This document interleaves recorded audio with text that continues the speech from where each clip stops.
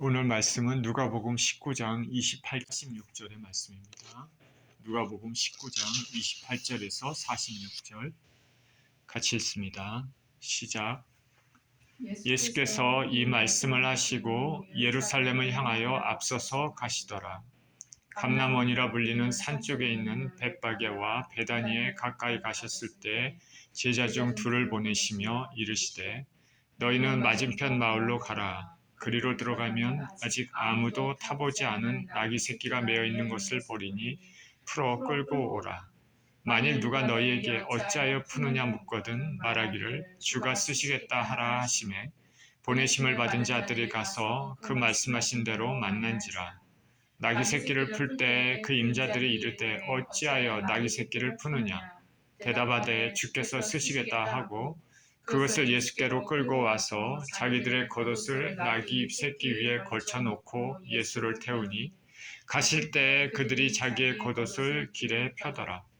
이미 감람산 내리막길에 가까이 오심에 제자의 온 무리가 자기들이 본 바 모든 능한 일을 인하여 기뻐하며 큰 소리로 하나님을 찬양하여 이르되 찬송하리로다 주의 이름으로 오시는 왕이요 하늘에는 평화요 가장 높은 곳에는 영광이로다 하니 무리 중 어떤 바리새인들이 말하되 선생이여 당신의 제자들을 책망하소서 하거늘 대답하여 이르시되 내가 너희에게 말하노니 만일 이 사람들이 침묵하면 돌들이 소리 지르리라 하시니라.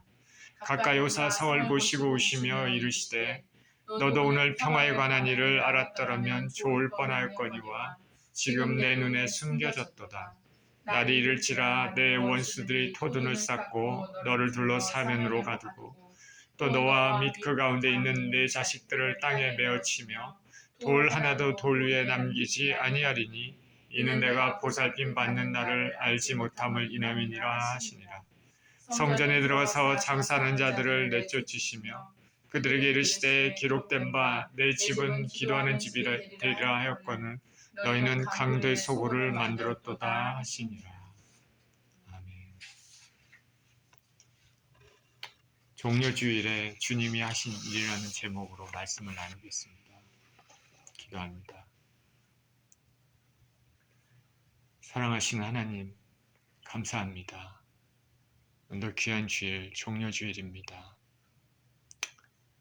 예수님의 예루살렘의 입성을 축하하며 감사드리고 이날에 주께서 하신 일들을 우리가 다시 한번 살펴보며 또 교훈을 얻고자 합니다. 하나님, 이 시간을 축복하여 주시고 주님의 은혜를 풍성히 체험하는 시간이 되게 하여 주시옵소서. 예수 그리스도 이름으로 기도합니다. 아멘.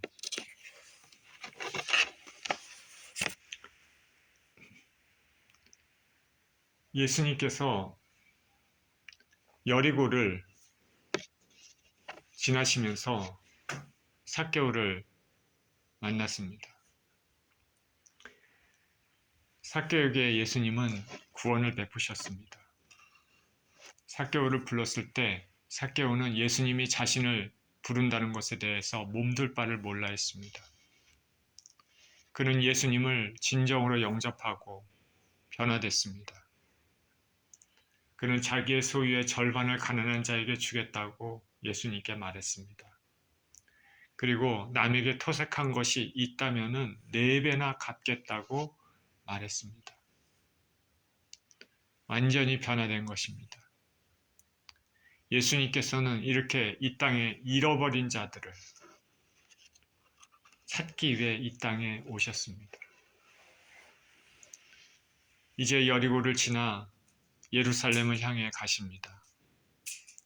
사람들은 이제 곧 하늘나라가 임할 거라 생각을 했습니다. 나타날 거라 생각했습니다. 그러자 예수님께서는 10문화의 비유를 사람들에게 들려주십니다. 이 10문화의 비유는 예수님께서 이 땅에 다시 오실 때 한참 뒤의 일이죠. 그 당시 입장에서는 다시 오실 동안에 각자에게 맡겨진 달란트를 잘 사용해서 하늘나라의 열매를 맺히라는 그런 비유의 말씀입니다. 이제 이 비유를 말씀하시고 이제 벳바게와 베다니에 이르셨습니다. 벳바게와 베다니는 예루살렘 도성 앞 바로 도성 앞 마을입니다. 28절에 이렇게 시작하죠. 예수께서 이 말씀하시고 예루살렘을 향하여 앞서서 가시더라. 감람원이라 불리는 산 쪽에 있는 벳바게와 베다니에 가까이 가셨을 때 제자 중 둘을 보내시며 이르시되 너희는 맞은편 마을로 가라. 그리로 들어가면 아직 아무도 타보지 않은 나귀 새끼가 매어 있는 것을 보리니 풀어 끌고 오라. 만일 누가 너희에게 어찌하여 푸느냐 묻거든 말하기를 주가 쓰시겠다 하라 하시며 보내심을 받은 자들이 가서 그 말씀하신 대로 만난지라. 나귀 새끼를 풀 때 임자들이 이르되 어찌하여 나귀 새끼를 푸느냐 대답하되 주께서 쓰시겠다 하고 그것을 예수께로 끌고 와서 자기들의 겉옷을 나귀 새끼 위에 걸쳐놓고 예수를 태우니 가실 때 그들이 자기의 겉옷을 길에 펴더라. 이미 감람산 내리막길에 가까이 오심에 제자의 온 무리가 자기들의 본 바 모든 능한 일을 인하여 기뻐하며 큰 소리로 하나님을 찬양하여 이르되 찬송하리로다. 주의 이름으로 오시는 왕이여 하늘에는 평화여 가장 높은 곳에서는 영광이로다 하니 무리 중 어떤 바리새인들이 말하되 선생이여 당신의 제자들을 책망하소서 하거늘 대답하여 이르시되 내가 너희에게 말하노니 만일 이 사람들이 침묵하면 돌들이 소리 지르리라 하시니라.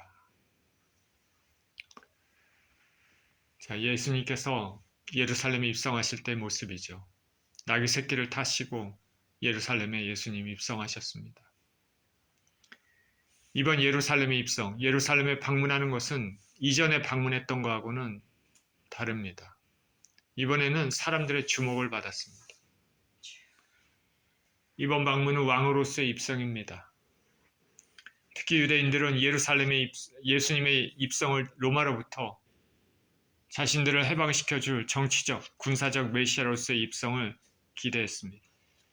이들이 말하고 있습니다. 찬송하리로다 주의 이름으로 오시는 왕이여 하늘에는 평화여 가장 높은 곳에서는 영광이로다. 주의 이름으로 오시는 왕이여 메시아를 표현한 것입니다. 다른 복음서에서는 사람들이 길가에 종려나무 가지 펴놓았다고 말했습니다. 그리고 종려나무들을 가지를 흔들며 환영했다고도 말했습니다. 종려나무 가지는 독립을 상징합니다. 과거 유다 마카비에 의해서 시리아의 폭정에서 벗어나 독립을 쟁취한 사건을 떠올리는 것입니다. 이런 의미를 가지고 있습니다. 야, 이제 예수님을 중심으로 로마로부터 우리를 독립할 수 있게 되었다. 사람들은 환호했습니다. 이렇게 사람들은 예수님에 대한 기대를 가졌습니다. 이들이 이렇게 기대를 하게 된 것은 그동안 예수님께서 행하신 수많은 이적과 기적 때문입니다. 오늘 37절에도 자기들의 본 바 모든 능한 일을 인하여 기뻐하며 큰 소리로 하나님을 찬양하여 라고 했습니다. 예수께서는 수많은 병자를 고치셨고 귀신을 쫓아내셨고 하늘나라의 복음을 전파하셨습니다. 이적과 표적이 항상 함께 했습니다. 더군다나 며칠 전에는 죽은 나사로를 살렸습니다.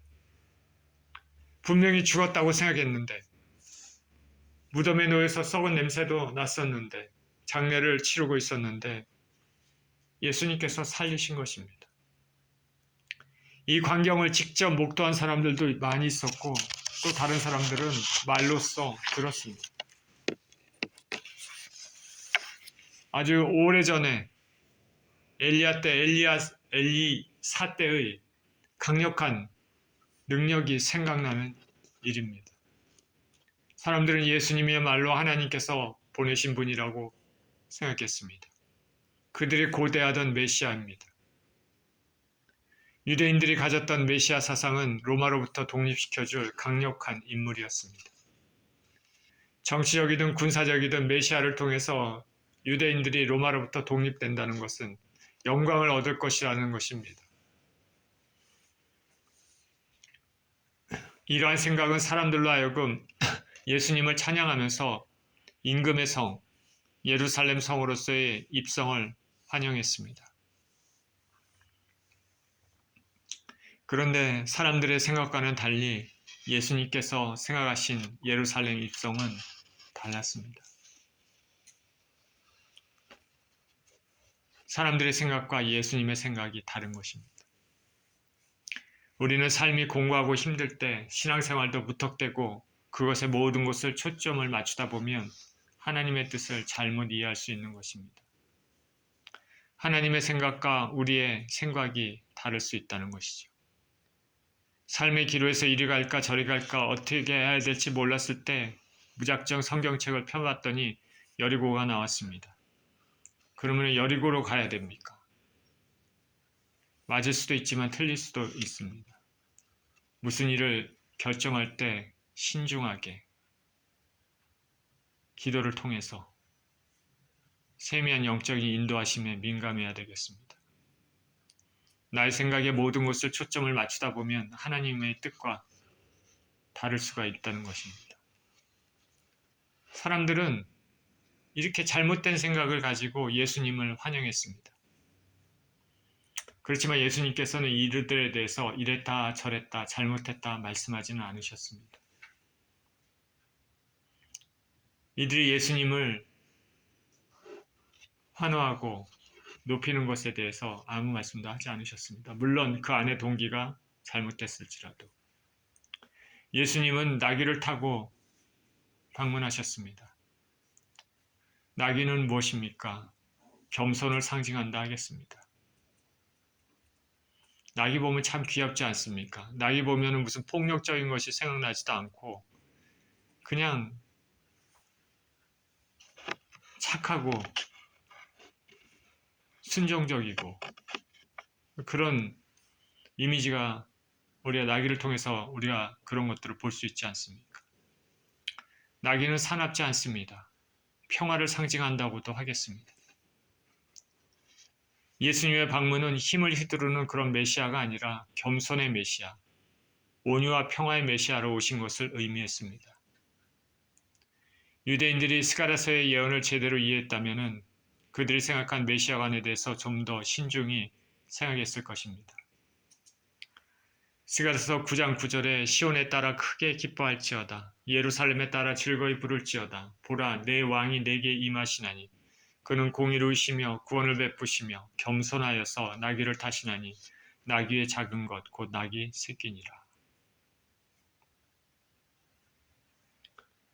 이러한 예수님의 뜻은 뭣도 모르고 나뭇가지를 흔들고 있는 무지한 사람들도 살리기 위한 방문이었습니다. 주님은 복잡한 심정을 가지고 예루살렘에 입성하셨을 것입니다.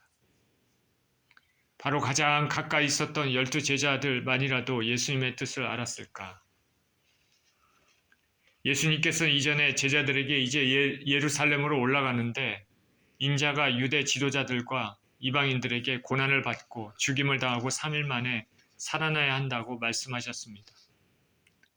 제자들은 이 말씀을 들을 때 두려워했습니다.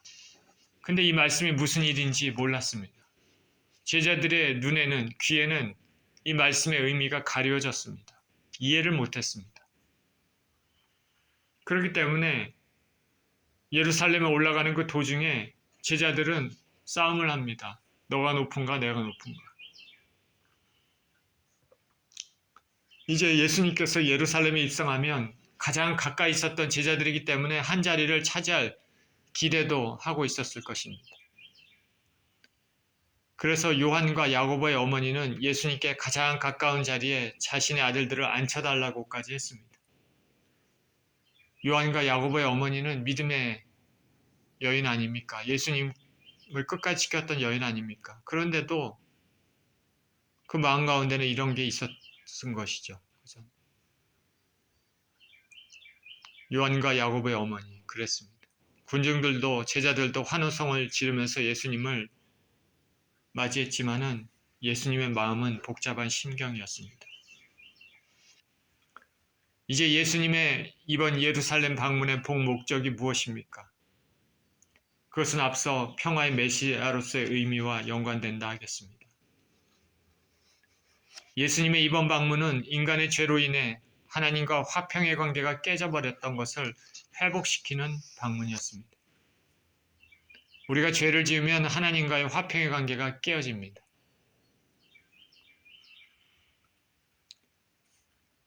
그래서 예수님께서는 당신의 몸을 들이심으로 피 흘리시고 죽으심으로 하나님과 죄인들의 인생들이 다시 화목해 되는 구속사의 가장 중요한 목적을 지닌 방문이었습니다. 그러니 이번에 예수님 예루살렘 방문은 이 땅에서의 모든 사역을 마무리하는 마지막 미션입니다. 예수님의 마음은 비장했습니다. 앞에는 고난이 기다리고 있습니다. 모욕과 십자가의 죽으심이 기다립니다. 감당하기 어려운 무시무시한 고난이 앞에 있습니다. 그런 방문입니다. 죄의 삭은 무시무시합니다. 역설적이게도 죄 없으신 예수님께서 이 무시무시한 고난을 받으셨지만 그렇게 해야지만은 인류가 살 수 있는, 저와 여러분이 살 수 있는 길이 열립니다. 예수님께서는 이것을 통해서 하나님 아버지의 뜻을 이루게 됩니다. 우리 주님께서는 이것을 위해서 이 땅에 태어나셨습니다. 죽기 위해 태어났다는 것은 참 이해하기, 받아들이기 힘든 것이지만은 예수님께서는 영원전부터 아버지 하나님의 인류를 구원하기 위한 그 뜻을 이루기 위해 이렇게 하셨습니다.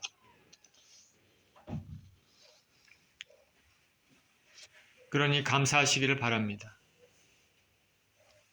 살 길을 활짝 열어주신 아버지 하나님께 감사하며 모진 고난을 감당하신 우리 주 예수님께 감사를 드립니다. 저와 여러분은 왜 2000년 전에 예수님께서 이 땅에 오셨는지 그 의미를 정확히 알고 이해할 뿐만 아니라 마음으로도 받아들이며 감사해야 될 것입니다. 41절입니다. 가까이 오사 성을 보시고 우시며 이르시되 너도 오늘 평화에 관한 일을 알았더라면 좋을 뻔하였거니와 지금 내 눈에 숨겨졌도다. 날이 이를지라 내 원수들이 토둔을 쌓고 너를 둘러 사면으로 가두고 또 너와 및 그 가운데 있는 내 자식들을 땅에 메어치며 돌 하나도 돌 위에 남기지 아니하리니 이는 내가 보살핌 받는 날을 알지 못함을 인함이니라 하시니라. 예수님께서 예루살렘에 입성하신 날 사람들의 환호를 받고 사람들은 즐거워했습니다. 그러나 예수님께서는 가까운 미래에 있을 참혹한 운명을 말씀하셨습니다. 이 참혹한 운명은 왕이 오셨음에도 그 왕을 제대로 모르고 자기 뜻대로 자기 소욕대로 산 사람들에 대한 심판입니다. 예수님께서는 군중들의 환호 속에서도 예루살렘에 가까이 오시면서 우셨습니다. 예수님께서는 나사로가 죽었을 때도 우셨고 겟세마네 동산에서 심한 통곡과 눈물로 기도를 드리실 때도 우셨습니다. 오늘 예루살렘에 입성하실 때 우십니다. 사람들은 환호하지만 예수님의 마음은 아팠습니다. 무지한 백성들, 예수님 제대로 알지 못하고 믿지 못하는 백성들, 그들에게 닥쳐올 미래에 대한 그것을 보시고 우시고 계시는 것입니다. 우리 주님께서 승천하시고 채 40년도 되지 않아서 AD 70년에 예루살렘은 로마에 의해서 완전히 파괴당하게 됩니다. 유대인들의 반란에 의해 로마의 디도가 군대를 이끌고 와서 예루살렘을 에워쌌습니다. 성 안에 있던 사람들은 굶주림에 지쳐 죽게 되고 결국 성벽도 무너지게 됩니다. 역사의 기록에 의하면 이때 자기 자신의 갓난 아기를 먹은 여인도 있었다고 했습니다. 유대인들은 자신들의 세력 다툼 가운데 로마의 공격에 제대로 방어도 못하고 비참히 죽었습니다. 이때 기독교인들은 이미 예루살렘을 떠난 상태였다고 합니다. 기독교인들은 곳곳에 흩어져 살았습니다. AD 70년이니까 로마 제국 곳곳에 교회에 세워진 상태입니다. 바로 2-3년 전 AD 67년, 68년경에 바울 사도와 베드로 사도는 로마에서 순교했습니다. 바울 사도와 베드로 사도가 로마에서 순교할 때 그리스도의 복음이 로마 제국에 퍼져서 활발히 왕성할 때, 가장 또 박해가 심할 때, 그리고 한 2, 3년 후에 예루살렘이 이렇게 완전히 무너지게 된 것입니다. 예루살렘에 남아있던 예수님을 믿지 않았던 유대인들, 완악한 사람들은 로마의 대항해 반란을 일으키다가 철저히 진압당했습니다. 다시 한번 예루살렘이 파괴되는 순간입니다. 유대라는 나라가 없어지는 순간입니다. 유대인들이 그토록 자랑했던 성전도 다시 무너졌습니다. 예수님께서 돌 하나도 돌 위에 남지 않고 다 무너뜨려지리라 했던 것이 예언하는 일입니다. 예수님 당시 있었던 이 엄청난 규모의 그 성전들이 다 무너졌습니다. 성전 외벽은 금으로 쌓였다고 얘기했습니다. 그런데 로마에 의해서 무너지면서 불에 타고 로마 군병들은 금을 캐내기 위해서 돌 하나하나를 다 걷어 적히면서 그 안에 있는 금을 가져가게 된 것입니다. 돌 하나도 돌 위에 남지 않고 다 무너뜨려지리라 한 그 예언이 이루어졌습니다. 그래서 지금 이스라엘에 가면 무너진 성벽 일부만이 남아 있습니다. 통곡의 벽이라고 하지 않습니까? 그래서 유대인들이 그곳에서 종이를 꽂고 기도하는 모습을 지금도 우리가 볼 수 있지 않습니까? 예수님께서는 예루살렘에 입성하시면서 앞으로 닥칠 일들에 대해서 눈물을 흘리셨습니다. 무엇보다도 예수님 바로 알지 못하고 영접하지 않은 사람들, 완악한 가운데 자기 죄 가운데 죽어갈 영혼들에 대해서 눈물을 흘리신 것입니다. 너도 오늘 평화에 관한 일을 알았더라면 좋을 뻔하였거니와 지금 내 눈에 숨겨졌도다. 평화의 왕으로 오신 예수님을 제대로 알지 못하고 영접하지 않은 결과입니다. 눈이 가려졌습니다. 날이 이를 것입니다. 로마 군인들이 포위해서 그 안에 유대인들과 그 자식들을 죽일 것입니다. 모든 것 성전도 무너집니다. 과거 바벨론에 의해서 무너졌던 성전, 그토록 죄로 인해 완악함으로 인해 그들이 자랑했던 그 성전이 무너졌었는데, 그래서 새롭게 이렇게 엄청나게 큰 성전을 다시 또 예루살렘 성전을 만졌는데, 이전보다 더 아름답고 웅장하게 만들어 금으로 덮여진 그 성전도 로마에서 무너질 것입니다. 예수님이 없는 성전은 아무 의미가 없습니다. 성경은 성도들의 몸을 성전이라고 말했습니다. 바로 성령께서 하나님께서 거하시는 곳이고 그것을 가지고 예수님을 예배하고 있기 때문입니다. 저와 여러분의 몸은 진정 하나님의 성전이 됩니까?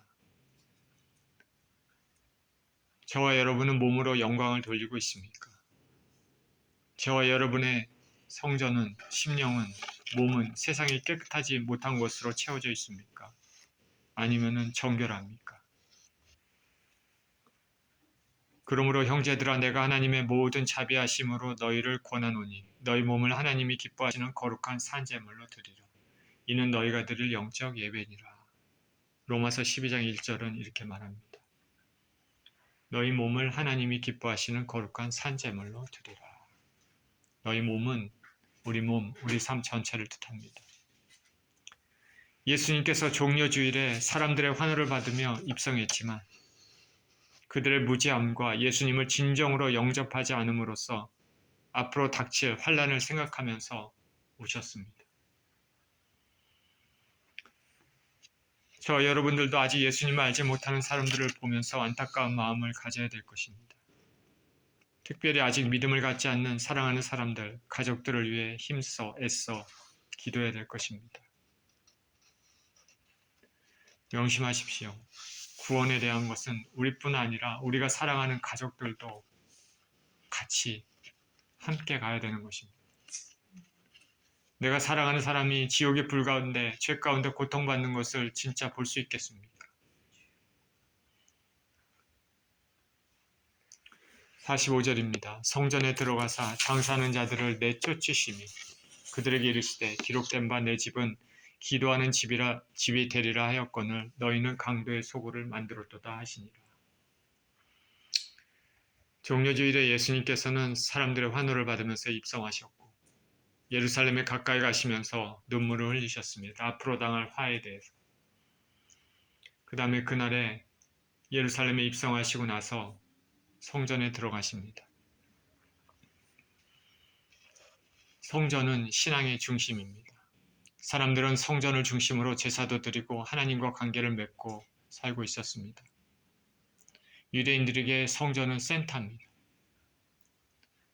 예수님께서는 그렇게 중요한 성전이 깨끗한가 살펴보셨습니다.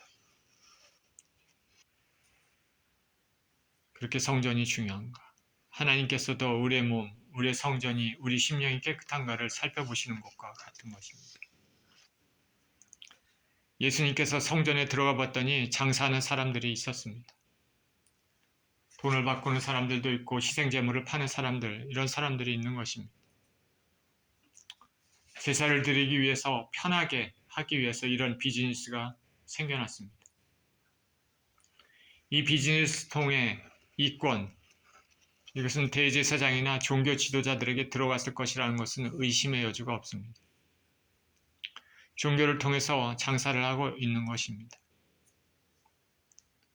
예수님께서는 요한복음 2장에 가나의 혼인잔치에서 기적을 베푸신 이후에 예루살렘 성전을 방문하셨습니다. 그때도 장사로 더럽어진 것에 분노하셨습니다. 아버지 집으로 장사하는 집을 만들지 말라라고 말씀하셨습니다.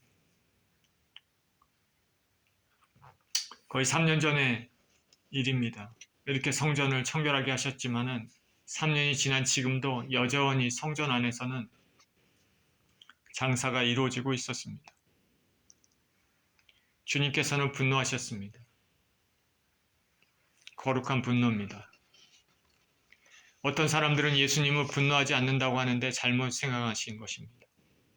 어떻게 예수님께서 화를 내시나 잘못 생각하고 있는 것입니다. 하나님은 거룩을 침해하는 것에서는 절대 묵과하지 않으십니다. 의로운 분노입니다. 예수님께서는 내 집은 기도하는 집이라 말했습니다. 성전은 기도하는 집입니다. 성전은 기도하는 집입니다. 만민의 사람들, 유대인, 이방인들 할 것 없이 하나님을 경외하는 사람들이 와서 천지의 주제께 예배하는 곳, 기도하는 곳입니다. 기도하는 곳, 예배하는 곳, 그것이 성전이죠. 주님은 다시 한번 성전을 청결케 하십니다. 이번 이 땅에서 계시는 동안에 마지막 하시는 청결입니다. 지금 하늘에 계신 예수 그리스도께서 이 땅에 다시 재림하실 때, 그때 성전을 청결할 때는 심판의 목적이 있다는 것을 우리는 알아야 됩니다. 저와 여러분의 몸은 성전입니다. 거룩하신 성령께서 거하시는 곳입니다. 성령은 아버지 하나님의 영이자 예수 그리스도의 영입니다. 저와 여러분의 심령 안에 바로 이런 주의 영이 거하는 것입니다. 우리 심령 안에는 항상 불이 타올려야 합니다. 과거 성전 안에 항상 촛불이 타올랐던 것처럼 우리 심령 안에도 하나님을 향한, 예수님을 향한 불이 항상 있어야 되는 것입니다. 그렇게 타오르는 마음을 가지고 주님께 나아가야 됩니다. 성전은 거룩한 곳, 깨끗한 곳입니다. 우리의 몸도 우리의 심령도 깨끗해야 될 것입니다.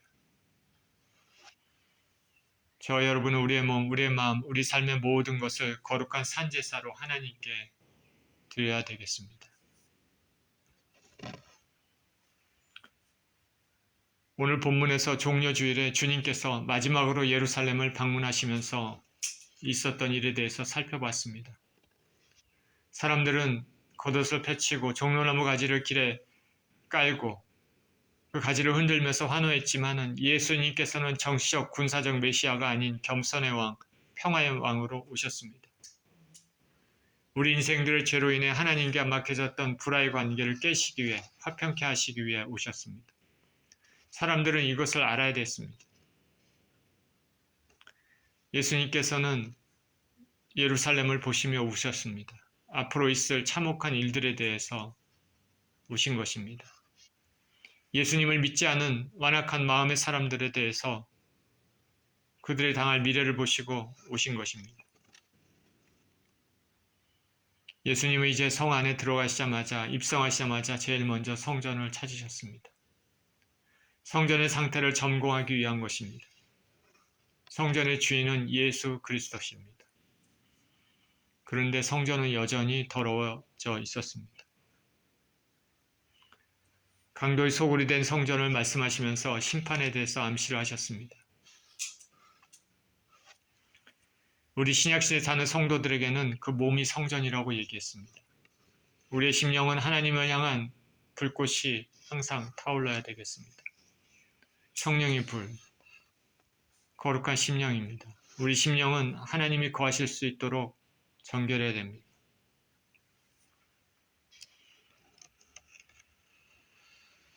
오늘 종료주의를 맞이하면서 예수님께서 행하신 일들을 살펴보면서 우리 삶에, 우리 심령에, 우리 몸에 거룩한 불꽃이 있기를 원합니다. 이런 거룩한 마음을 가지고 주님을 향한 그런 뜨거운 마음을 가지고 다가오는 한 주간을 준비하시는 저와 여러분 되시기를 예수 그리스도 이름으로 축원드립니다. 기도합니다. 하나님 아버지 감사합니다. 예수님은 마지막 예루살렘에 입성하셨습니다.